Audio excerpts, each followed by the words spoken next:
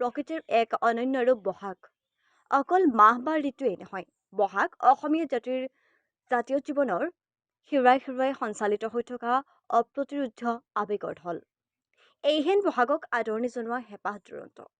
নপত্যৰে সংহতিৰ প্ৰতিশ্ৰুতিৰে বহনকাৰী এই বহাগ আজি বৰপেটা জিলাৰ চেঙা সমষ্টিৰ বহৰীয়া আঞ্চলিক ৰঙালী বিহু উদযাপন সমিতিয়ে 40 সংখ্যক বিহু উদযাপন।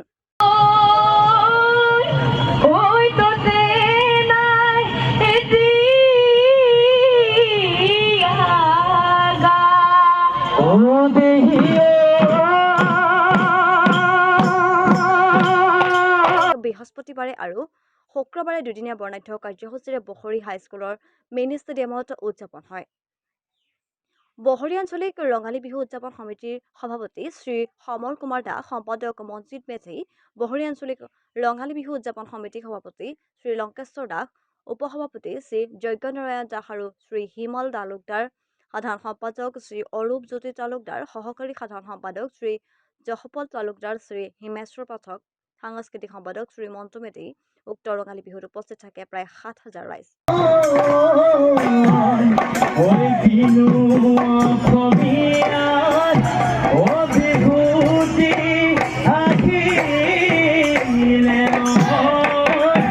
আমাৰ 40 সংখ্যক বৰ্ণাঞ্চলিক ৰঙালী উদযাপন সমিতি। আমাৰ এই বিহুখন হিন্দু, মুছলমান, বঙালী, মাৰোৱাৰী বিভিন্ন সম্প্ৰদায় আৰু আমি শান্তিপূৰ্ণভাৱে আমাৰ সম্প্ৰীতিৰ এটা পাওঁ। লগে লগে আমি এটা হেৰি কৈছোঁ, আমি ইতিহাসৰ পৰা আগতে কৈছে বৰহানালী ছাৰৰ পৰা এনেকৈ যে আমি সম্পাদক অভিজিৎ তালুকদাৰ, যশপত তালুকদাৰ, সাংস্কৃতিক এওঁলোকক লৈ উদ্যমেৰে আমি নৱপ্ৰজন্মত শান্তি সম্প্ৰীতি আৰু ঐক্যবদ্ধভাৱে এই বিহুখন উদযাপন কৰিছোঁ আৰু অহাকালিৰ গোটেই কাৰ্যৰ সমূহ ৰাইজৰ উপস্থিতি আমি পোনপ্ৰথমতে ৰঙালী বিহুৰ অসমবাসী ৰাইজলৈ শুভেচ্ছা জনাইছোঁ আৰু লগতে আমি বহৰী আঞ্চলিক ৰঙালী বিহু উদযাপন সমিতিয়ে আজি 40টা বছৰ এই বিহু উৎসৱটো আমি পালন কৰি আছোঁ আৰু আজি আমি ৰাতিপুৱা ভাগৰ পৰা আমি নতুনকৈ আমাৰ কিবা এটা কাৰ্যসূচী পালন কৰিছোঁ। পতাকা উত্তোলন, চিত্ৰাংকন প্ৰতিযোগিতা, তাৰপিছতে আমাৰ মুকলি বিহু প্ৰতিযোগিতা আৰম্ভ হৈছে।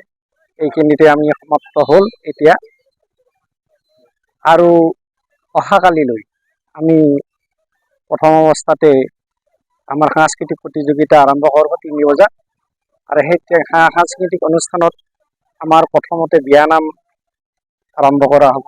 তাৰপিছত সৰু বিহুৱতী, বৰ বিহুৱতী, বিহুগীত আদি পৰিৱেশন কৰা হ'ব। তাৰপিছতে সন্ধিয়া 7 বজাৰ লগে আমি সাংস্কৃতিক অনুষ্ঠান আৰম্ভ কৰিম। চেঙাৰ পৰা ৰমজান খানৰ ৰিপৰ্ট, সংবাদ 365।